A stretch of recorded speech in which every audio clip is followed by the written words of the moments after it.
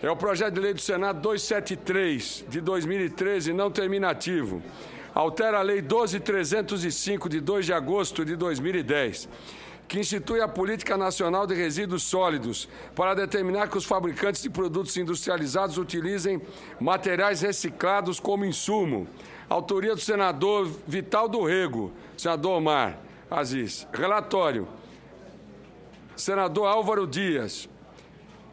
Relatoria, senador Álvaro Dias. Relatório, contrário ao projeto. A matéria será apreciada pela Comissão de Meio Ambiente, Defesa do Consumidor e Fiscalização e Controle em decisão terminativa.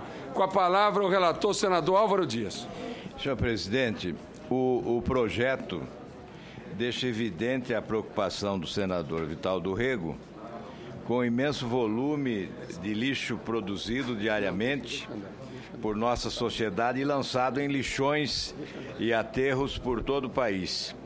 Tendo em vista que diversos estudos apontam um importante potencial de aproveitamento econômico dos materiais reciclados, que atualmente se transformam quase que totalmente em fonte de poluição ambiental e risco para a saúde, o projeto em apreço propõe como solução obrigar o setor industrial a utilizar como insumo materiais reciclados e recicláveis.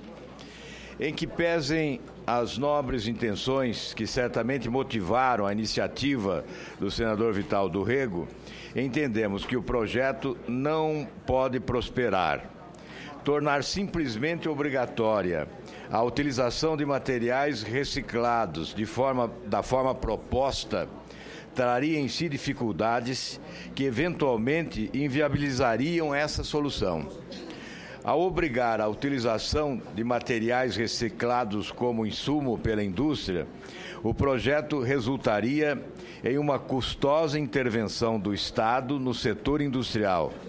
Esses materiais costumam ser mais caros do que a matéria-prima disponível, e assim o produto final teria um preço maior, prejudicando os consumidores. O custo adicional relaciona-se, por exemplo, à mão de obra para coleta, triagem e reciclagem, assim como a escala reduzida de disponibilidade desses materiais como insumos. Conforme pretende a proposição, não haveria espaço para as indústrias que não quisessem ou não pudessem, dadas as características do produto fabricado, utilizar reciclados como insumo, já que o projeto imporia a todas as empresas essa obrigação. Como consequência, o consumidor teria em suas mãos, ao final, um produto mais caro e uma menor oferta de produtos, o que diminuiria o poder de compra da sociedade. Além disso, esse tipo de obrigação, quando imposta de forma indiscriminada, tende a prejudicar principalmente micro e pequenas empresas localizadas em regiões menos desenvolvidas do país. Isso porque são justamente essas empresas que possuem menor disponibilidade orçamentária. Com o encarecimento do custo da produção, proveniente da exigência de utilização de materiais reciclados, dificultar-se-ia a abertura e a sobrevivência de pequenos negócios no país, principalmente nas regiões menos desenvolvidas. Assim, a obrigação imposta prejudicaria o mercado competitivo, uma vez que favoreceria empresas com estruturas maiores, por favor, silêncio, e maior capacidade financeira, o relator falando do item 1, as quais poderiam mais facilmente adaptar-se à nova regulamentação e absorver a alta dos custos.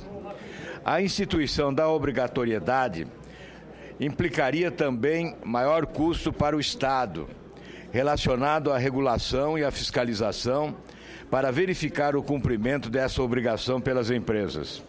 Além disso, resultaria em incertezas regulatórias. Em outras palavras, o fiel cumprimento da obrigação dependeria de instituições e de recursos humanos capacitados para monitorar o setor industrial. É difícil imaginar que a economia proveniente da utilização de maior quantidade de materiais reciclados compensasse a grande estrutura burocrática necessária para a fiscalização de uma obrigação como essa. Outra incerteza relaciona-se à dificuldade e até impossibilidade de averiguação da proporção de material reciclado utilizado como insumo em determinado produto. Essas são apenas algumas das complexidades associadas à ideia de obrigar a indústria a usar materiais reciclados como insumo por meio de lei. Cabe notar ainda que, como não há sanção prevista para o descumprimento da lei, a norma na prática poderia se tornar inócua, ou pior ainda, prejudicar apenas aqueles que buscassem o seu cumprimento, distorcendo as condições de competição no mercado. Melhor seria a ação livre do mercado, em um ambiente de concorrência de forma voluntária.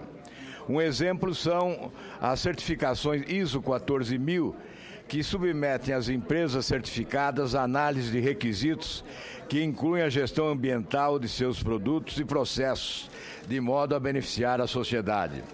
Possuidora da certificação, a empresa concorre com outros que não a possuem, deixando ao consumidor a decisão sobre que empresa e que produto utilizar.